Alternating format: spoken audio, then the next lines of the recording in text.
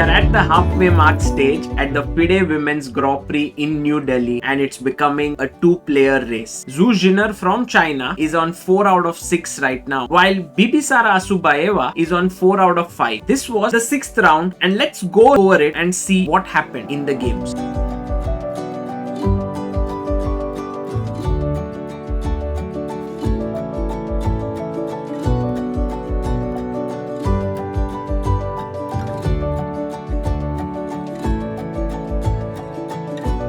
There was one decisive game, and that was between Polina Shuvalova and Bibisara. Bibisara has been in phenomenal form in this tournament and she continues her run, but this would not have been the case if Shuvalova was a little bit more careful. This was the position reach, and over here you can see that the black pieces are very passive. The king on h8, the bishop on g7, the knight on h6, and there's a pawn on d6 defended by the bishop. If white were to play queen d2, hitting the knight, and then next move, long castling after knight g8, it was all over. White is clearly better. However, what happened was Shuvalova sacrificed a pawn with f6. Not a good move. And after takes queen d2, black was still in trouble, but at this point after knight g5, Bibisara started to make one amazing move after another. First rook f8, defending the pawn, then bishop e6, then she played rook c8, then she brought her bishop to c6, and finally when she managed to get her queen to d7 and push her pawn to h5, the g4 square became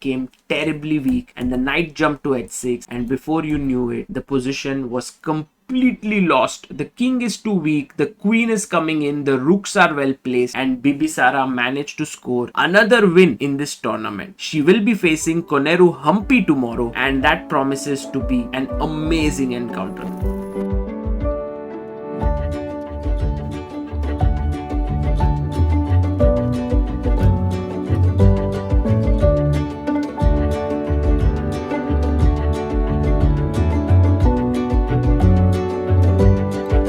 Zhu Jinner could have kept up her winning run as well. She was completely better and close to winning against Nana Zagnidze. In this position, all that she had to do was capture the pawn on b5, unleashing a discovered attack. Now if queen f4 check, you move your king away, and then after ab5, your queen moves in, and this is already game over because after king f8, there is rook d8 check. Instead, what white did was she took knight takes e6, and she thought that she was winning here after queen e6, queen f3, because the rook is hanging and rook h e1 is threatened to win the queen. But here is where Nana Zagnidze found a brilliant resource. She played bishop b7, offered her bishop for free, and then short castled, and black was out of the woods. Because of this, the game ended in a draw.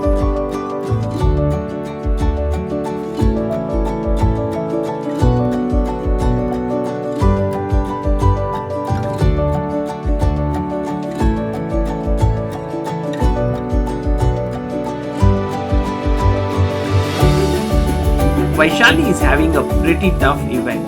She's currently at the last position and she might have lost another game against Goryachkina, but she managed to salvage half a point. This is the position here where Goryachkina played the move bishop g5. Fantastic move because she is threatening bishop e7 to trap the rook. f6 was played and bishop came back and she sacrificed this pawn. Now the point here is very nice. After rook c1, queen a8, white had a very powerful move at her disposal. The move here was bishop d7. A very important move. It might seem that you are attacking the e6 pawn, but actually you are also controlling the c8 square, because after bishop d5, rook c7, all of white's pieces are beautifully positioned and black cannot go rook c8 to trade the rooks. This is very important because if you had gone rook c7 directly, then rook c8 would have traded the rooks. But here after bishop d5, rook c7, white has a close to decisive advantage. As it turns out, Goryachkina did not find bishop d7 move. She played queen e3, and after e5 takes,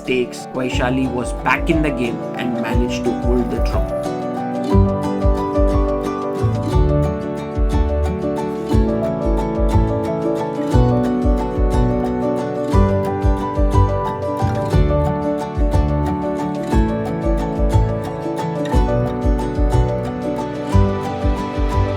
The game between Katrina Lagno and Nino Batsiashvili witnessed a very interesting opening. In this position of the Ruy Lopez, black went for the bishop c5 Archangel's variation, and then after d5, white played the move d4. Suddenly everything started to open up. Take on e4, take on e5, take on f3, take on f6, queen d1, bishop d1, takes here. But in the final position here, after the complications were resolved, it became absolutely clear that it was white who was clearly better. However, at this point, when bishop f4 needed to be played, and if bishop f4, knight d3, bishop g3, this was a very powerful position for white. Lagno played the move bishop g5, and then after knight g4, takes, black had somehow equalized and the game ended in a draw. As of now, the tournament is looking like it might go in the favor of Bibisara Asubayeva. She is playing really strong. She's beaten some of the best players. She has beaten Vaishali, she's beaten Harika, she also beat Shuvalova today. Will she manage to beat Humpy tomorrow? Because Zuziner has a rest day, and if Asubayeva manages to win, she will take a 1 full point lead over the field.